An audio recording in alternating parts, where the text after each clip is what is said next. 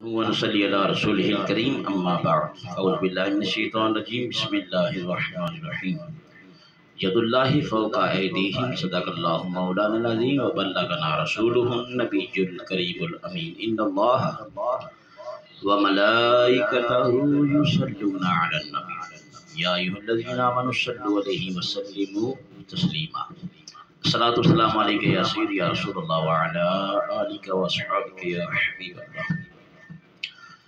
نہایت ہی واجب الاحترام سامعین و ناظرین، آج کے سلسلہ نمبر 141 141 میں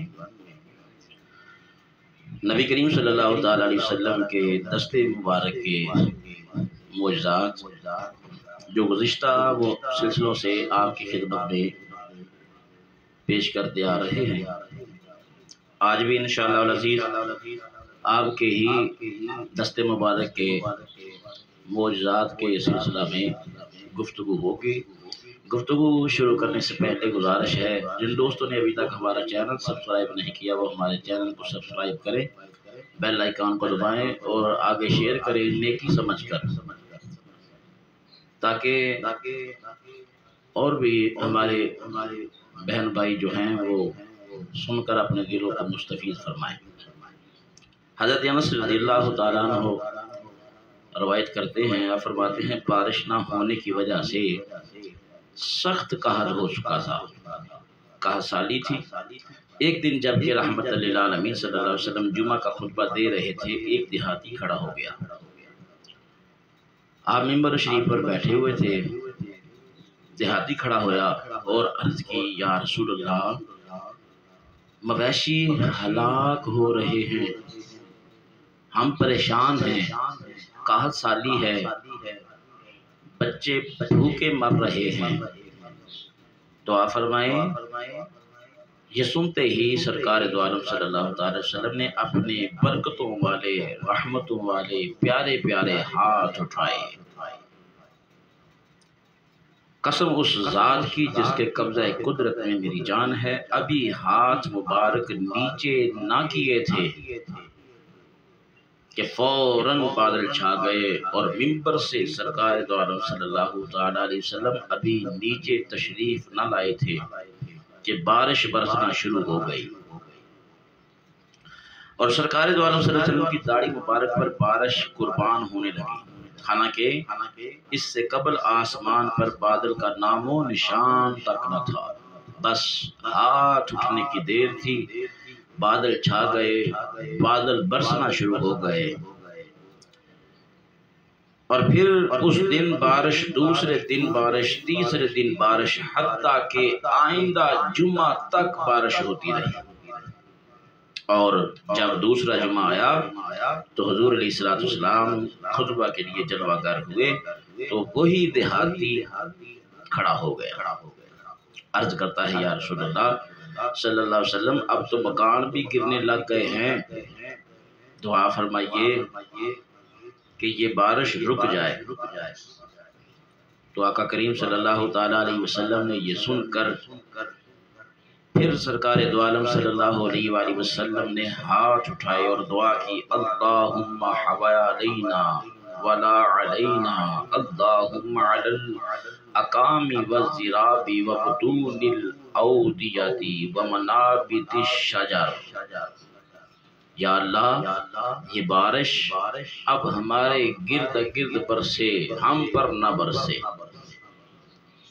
ارد گرد بارش ہونا شروع ہو گئی، اور جس جگہ پر سرکار دو عالم صلی اللہ علیہ وسلم نے دعا فرمائی، جس جگہ تک دعا فرمائی وہاں پر بارش نہ ہوئی، ارد گرد بارش ہوتی رہی، اور عرض کی، یا اللہ، اب یہ بارش ٹیلوں پر، پہاڑوں پر، وادیوں پر، درختوں کے اگنے کی جگہ پر سے، اور سرکار صلی اللہ علیہ وسلم انگلی مبارک سے اشارہ فرمانے لگے، تو جس طرف انگلی مبارک گھومتی بادل چرتا جاتا، اور مدینہ منورہ تاج کی طرح ہو گیا، یعنی گرد گرد بادل ہیں، درمیان میں مدینہ منورہ پر دھوپ نکلی ہوئی ہے، اور اتنی بارش ہوتی رہی کہ وادیاں مہینہ بھر بہتی رہی، پھر ہر طرف سے خوشحالی کے پیغامات آنے شروع ہو گئے۔ سبحان اللہ. سیدنا عبد الرحمن بن زید آپ فرماتے ہیں کہ شاہ کونین صلی اللہ علیہ وسلم نے ان کے سر پر ہاتھ پھیرا اور دعا فرمائی. بعد ازاں حضرت عبد الرحمن جس قوم میں ہوتے سب سے اونچے نظر آتے. سرکار دو عالم صلی اللہ علیہ وسلم نے دست مبارک رکھا تو جس جگہ بھی آپ بیٹھتے، جس قوم میں بھی آپ کھڑے ہوتے یا بیٹھتے، ان میں بلند نظر آتے. سبحان اللہ. تفسیروں میں آتا ہے کہ ایک دن قریش کفار مکہ مثلا ولید بن مغیرہ، ابو جہل، عاص بن وائل، اسود، نضر بن حارث وغیرہ اکٹھے ہو کر شاہ کونین کی خدمت میں آئے اور یہ منصوبہ بنا کر آئے کہ چونکہ لوگ ان کو جادوگر کہتے ہیں معاذ اللہ، اور یہ مسلم ہے کہ آسمان پر جادو نہیں چل سکتا، لہذا کوئی ایسی نشانی طلب کی جائے جس سے پتہ چل سکے کہ یہ جادوگر نہیں ہے. انہوں نے سوچ کر یہ مطالبہ کیا کہ آپ اگر چاند کے 2 ٹکڑے کر کے دکھا دیں تو ہم مان جائیں گے کہ آپ جادوگر نہیں بلکہ اللہ کے سچے رسول ہیں صلی اللہ علیہ وآلہ وسلم. جب انہوں نے یہ مطالبہ کیا تو سرکار دو عالم صلی اللہ علیہ وسلم نے پوچھا اگر چاند 2 ٹکڑے ہو جائے تو تم ایمان لے آؤ گے؟ وہ بولے بے شک ہم ایمان لے آئیں گے. حبیب خدا صلی اللہ تعالی علیہ وسلم نے دعا کی. بعد ازاں جب چاند کی طرف اس طرح انگلی مبارک کا اشارہ فرمایا تو چاند 2 ٹکڑے ہو گیا. دیکھ کر ایک یہودی ایمان لے آیا، اور مگر جب جن کے دلوں میں زنگ تھا، ختم اللہ علی قلوبہم وعلی سمعہم وعلی ابصارہم، جن کے دلوں پہ زنگ تھا وہ بولے یہ ابن ابی کبشہ نے جادو کیا ہے. سرکار دو عالم صلی اللہ علیہ وسلم فرما رہے تھے اشہدو اشہدو، یعنی دیکھ لو دیکھ لو، مگر انہوں نے نہیں ماننا تھا. وہ نہ مانے بلکہ یہ مطالبہ کر دیا کہ آپ اس کو پھر ایک کر دیں، یعنی آپ پھر اشارہ کریں یہ جڑے. تو آپ نے اشارہ فرمایا، چاند پھر 1 ہو گیا. 2 تھے چر گئے، سورج الٹے پاؤں پلٹے، چاند اشارے سے ہو چاک، اندھے من کر دیکھ لے قدرت رسول اللہ کی. سبحان اللہ.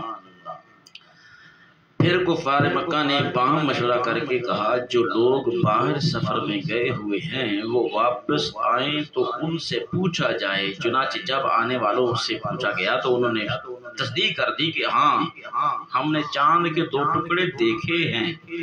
مگر کفار مکہ پھر بھی ایمان نہ لائے کیونکہ ان کے دلوں پر مہریں ثبت ہو چکی تھی. نیز معجزہ بہت سارے صحابہ کرام رضوان اللہ تعالی علیہم اجمعین نے بیان کیا ہے. مثلا سیدنا انس، سیدنا ابن مسعود، سیدنا ابن عباس، سیدنا مولا علی کرم اللہ وجہہ الکریم، سیدنا حذیفہ، سیدنا جبیر بن مطعم، سیدنا ابن عمر. جب اتنے جلیل القدر صحابہ رضی اللہ تعالیٰ عنہم بیان فرما رہے ہیں تو شک کی کوئی گنجائش باقی نہیں رہتی. شک اسی دل میں آ سکتا ہے جو محبت و عظمت مصطفیٰ سے خالی ہو، لیکن جس کا ایمان مضبوط ہو اس کا دل شکوک و شبہات سے پاک ہو جاتا ہے. دوستان محترم، اشارے سے چاند چیر دیا، ڈوبے ہوئے خور کو پھیر دیا، گئے ہوئے دل کو اثر کیا، یہ تاب و تواں تمہارے لیے. صلی اللہ تعالی حبیبہ سید الاولین والآخرین وعلی آلہ واصحابہ اجمعین. حضرت شیخ عبد الواحد بن زید رضی اللہ تعالیٰ عنہ فرماتے ہیں میں حج کو روانہ ہوا تو میرے ساتھ ایک اور بھی ہو لیا، میں نے اس کو دیکھا کہ وہ کھڑا ہو تو درود پاک، بیٹھا ہو تو درود پاک، آتے درود پاک، جاتے درود پاک پڑھتا رہے۔ آخر میں نے اس سے استفسار کیا کہ تو ایسا کیوں کرتا ہے، تو ہر جگہ پر درود پڑھتا ہے؟ اس نے جواب دیا کہ میں اپنے باپ کے ساتھ تھا، حج کے لیے نکلا، اور جب ہم حج کر کے واپس ہوئے اور ایک منزل پر اترے، آرام کیا، جب میں سو گیا تو خواب میں کسی نے کہا اللہ کے بندے اٹھ، تیرا باپ فوت ہو چکا ہے، اٹھ اور اس کا حال دیکھ، اس کا تو چہرہ سیاہ ہو گیا ہے۔ یہ سن کر میں گھبرا کر اٹھا، باپ کے چہرے سے کپڑا ہٹا کر دیکھا تو واقعی میرا باپ فوت ہو چکا تھا اور اس کا چہرہ سیاہ اور ڈراؤنا ہو گیا تھا۔ میں غمزدہ اور پریشانی کی حالت میں بیٹھا تھا کہ مجھے پھر نیند آ گئی۔ میں نے خواب میں دیکھا کہ میرے باپ کے پاس 400 سوڈانی آتشین گرزیں لیے کھڑے ہیں، ایک سر کے پاس، دوسرا پاؤں کے پاس، تیسرا دائیں، چوتھا بائیں۔ انہوں نے گرزیں اٹھائیں، ابھی وہ مارنے نہ پائے تھے کہ اچانک ایک بزرگ نہایت ہی حسین و جمیل چہرہ ہے، سبز پیراہن ہے، زیب تن کیے تشریف لائے اور آتے ہی ان سوڈانیوں سے فرمایا پیچھے ہٹ جاؤ۔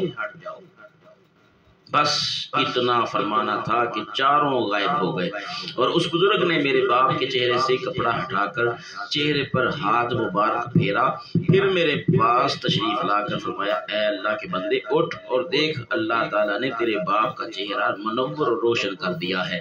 میں نے دیکھا تو میرے باپ کا چہرہ چمک رہا تھا۔ میں نے عرض کیا آپ کون ہیں کہ اللہ تعالیٰ نے آپ کی برکت سے میرے باپ پر کرم کر دیا ہے؟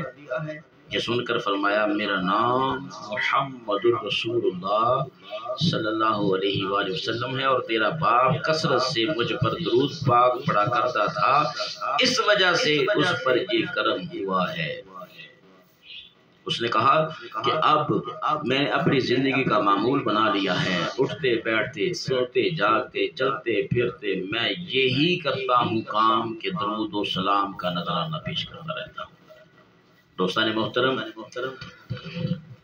درود شریف پڑھنے والے پر کرم ہوتا ہے۔ میرے آقا تشریف فرما ہوتے ہیں اور آ کر اس کے چہرے پر اپنا دست مبارک پھیرا ہے جس کا چہرہ سیاہ ہو چکا ہے، اس کو میرے آقا کریم صلی اللہ تعالیٰ علیہ وآلہ وسلم اپنے دست مبارک کی برکتیں عطا فرما رہے ہیں۔ دوستان محترم، یہ آقا علیہ السلام کے دست مبارک کے معجزات جو بارہا ہم عرض کر چکے ہیں اور کرتے رہیں گے، آج کا یہ سلسلہ 141 مکمل ہوا۔ انشاءاللہ العزیز اگلے سلسلہ میں پھر آقا کریم صلی اللہ تعالیٰ علیہ وآلہ وسلم کے دست مبارک کے حوالہ سے گفتگو ہوگی۔ دعا ہے اللہ رب العالمین آقا کریم صلی اللہ تعالیٰ علیہ وسلم کی سچی اور پکی محبت نصیب فرمائے۔ آمین۔ وآخر دعوایا ان الحمدللہ رب العالمین۔